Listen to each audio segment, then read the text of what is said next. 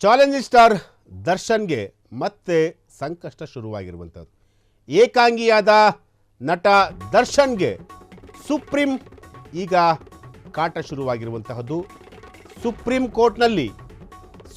Court ಅಂಗಳದಲ್ಲಿ ದಾಸನ ಒಂದು ಭವಿಷ್ಯ ಈಗ ನಿರ್ಧಾರವಾಗಬೇಕಾಗಿರುವಂತಹದ್ದು. ಸದ್ಯ ಡೆವಿಲ್ ಶೂಟಿಂಗ್ನಲ್ಲಿ ಬ್ಯುಸಿಯಾಗಿರುವಂತಹ ಡಿ ಬಾಸ್ 9 ತಿಂಗಳ ನಂತರ ಸಿನಿಮಾ ಶೂಟಿಂಗ್ನಲ್ಲಿ ನಟ ದರ್ಶನ್ ಬೇಲ್ ರದ್ದು ಮಾಡಬೇಕು ಹೀಗಂತ ರಾಜ್ಯ ಸರ್ಕಾರ ಸುಪ್ರೀಂಗೆ ಅಪೀಲ್ ಹೋಗಿರುವಂತಹದ್ದು. ಏಪ್ರಿಲ್ 2ಕ್ಕೆ ಸುಪ್ರೀಂ ಕೋರ್ಟ್ನಲ್ಲಿ ನಟ ದರ್ಶನ್ ಅವರ ಬೇಲ್ ನಿರ್ಧಾರ ಆಗುವಂತಹದ್ದು. ದಾಸನ ಸುಪ್ರೀಂ ಕೋರ್ಟ್ ಭವಿಷ್ಯ ಏನಾಗಲಿದೆ? ಈ ಕೇಸು ಅಷ್ಟು ಸುಲಭವಾಗಿ ದಾಸನನ್ನ ಬಿಡೋ ಮಾತೇ ಇಲ್ಲ. ಸುಪ್ರೀಂ ಕೋರ್ಟ್ನಲ್ಲಿ ನಟ ದರ್ಶನ್ಗೆ ಶಿಕ್ಷೆ ಆಗುತ್ತಾ? ಎಸ್, ರೇಣುಕಾ ಸ್ವಾಮಿ ಅವರ ಹತ್ಯೆ ಪ್ರಕರಣದಲ್ಲಿ ಪ್ರಮುಖ ಆರೋಪಿಯಾಗಿರುವಂತಹ ನಟ ಚಾಲೆಂಜಿಂಗ್ ಸ್ಟಾರ್ ದರ್ಶನ್ ಈಗ ಬೇಲ್ ಮೇಲೆ, ಮೆಡಿಕಲ್ ಬೇಲ್ ಮೇಲೆ ಅವರು ಹೊರಗಡೆ ಇರುವಂಥದ್ದು. ಅವರಿಗೆ ರೆಗ್ಯುಲರ್ ಬೇಲ್ ಕೂಡ ಆಗಿರುವಂಥದ್ದು. ಆದರೆ ಈ ಬೇಲನ್ನು ಪ್ರಶ್ನೆ ಮಾಡಿ ರಾಜ್ಯ ಸರ್ಕಾರ ಈಗ ಸುಪ್ರೀಂ ಕೋರ್ಟ್ಗೆ ಹೋಗಿರುವಂಥದ್ದು.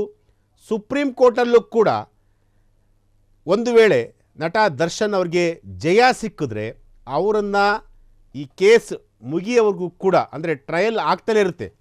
ಅದು ಸೆಕೆಂಡ್ ಪಾರ್ಟ್. ಅಂದರೆ ಕೋರ್ಟಲ್ಲಿ ಒಂದು ಕೇಸ್ ಟ್ರಯಲ್ ಎನಿ ಟೈಮ್ ಯಾವಾಗ ಬೇಕಾದ್ರೂ ಆಗುತ್ತೆ. ಅದಕ್ಕೆ ಟೈಮು ಅಥವಾ ಡೇಟ್ ಅಂತ ಕೊಟ್ಟಿರ್ತಾರೆ. ಆ ಡೇಟ್ ಪ್ರಕಾರ ಟ್ರಯಲ್ ಆಗ್ತಾ ಇರುತ್ತೆ.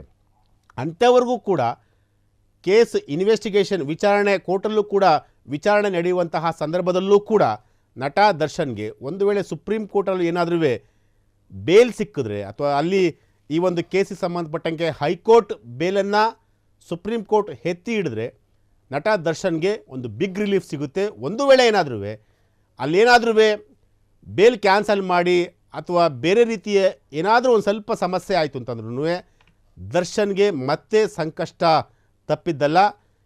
ಈ ಒಂದು ಭವಿಷ್ಯ ಏಪ್ರಿಲ್ 2ನೇ ತಾರೀಕು ಗೊತ್ತಾಗುತ್ತೆ. ಏಪ್ರಿಲ್ 2ನೇ ತಾರೀಕು ನಟ ದರ್ಶನ್ ಅವರ ಕೇಸು ಸುಪ್ರೀಂ ಕೋರ್ಟಲ್ಲಿ ವಿಚಾರಣೆಗೆ ಬರುತ್ತೆ. ವಿಚಾರಣೆಗೆ ಬಂದಂತಹ ಸಂದರ್ಭದಲ್ಲಿ ಒಂದು ವೇಳೆ ಏನಾದರೂ ಸುಪ್ರೀಂ ಕೋರ್ಟ್ ಹೈಕೋರ್ಟ್ ಆದೇಶವನ್ನು ಎತ್ತಿ ಹಿಡಿದ್ರೆ, ಹೈಕೋರ್ಟ್ ಆದೇಶವನ್ನು ಮುಂದುವರಿಸಿದ್ರೆ ನಟ ದರ್ಶನ್ ಸೇಫು. ಆದರೆ ಬೇಲ್ ಏನಾದರೂ ರಿಜೆಕ್ಟ್ ಮಾಡಿದ್ರೆ ಖಂಡಿತವಲ್ಲೂ ದರ್ಶನ್ಗೆ ಸಂಕಷ್ಟ ಕಟ್ಟಿಟ್ಟ ಬುತ್ತಿ.